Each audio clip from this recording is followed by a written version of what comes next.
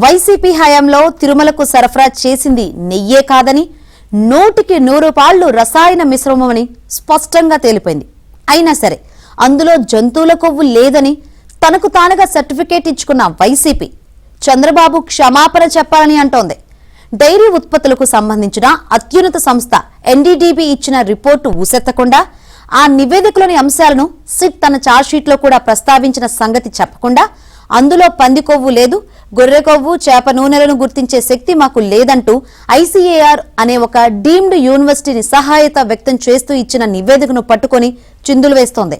తమ హయాంలో నెయ్యి పేరిట 60 లక్షల కిలోల రసాయన మిశ్రమాన్ని టీటీడీకి సరఫరా చేసి నీచానికి పాల్పడడం ఒక ఎత్తైతే, అందులో జంతువుల కొవ్వు లేదు కాబట్టి చంద్రబాబు సారీ చెప్పాలని డిమాండ్ చేయడం మరో ఎత్తు.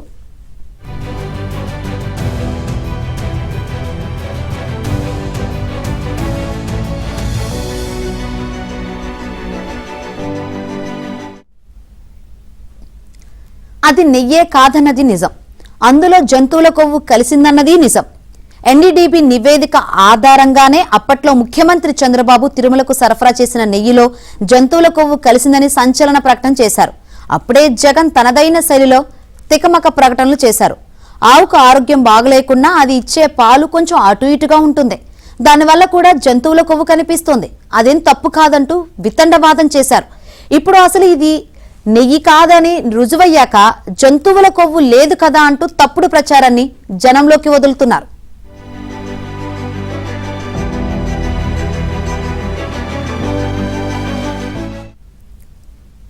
ఎన్డీడీబీ కాల్ఫ్ డైరీ రంగంలో అత్యుత్తమ పరిశోధనా కేంద్రం. జాతీయ పాడి పరిశ్రమ అభివృద్ధి బోర్డుకు అనుగుణంగా 2009లో దీనిని ఏర్పాటు చేశారు. పాల ఉత్పత్తుల నాణ్యత ప్రమాణాలను పరిశీలించి నిర్ధారించడంలో జాతీయ స్థాయిలో దీనికి మించిన వ్యవస్థ మరొకటి లేదు. టీటీడీ 2024 జులైలో స్వాధీనం చేసుకున్న 2 ట్యాంకర్ల నుంచి తీసిన శాంపిల్స్ ను ఎన్డీడీబీ కాల్ఫ్కు పంపించారు. ఇందులో జంతువుల కొవ్వు కలిసిందని ఆ సంస్థ ధృవీకరించింది. ఈ విషయాన్ని సిట్ తన ఛార్జ్షీట్లో పొందుపరిచింది.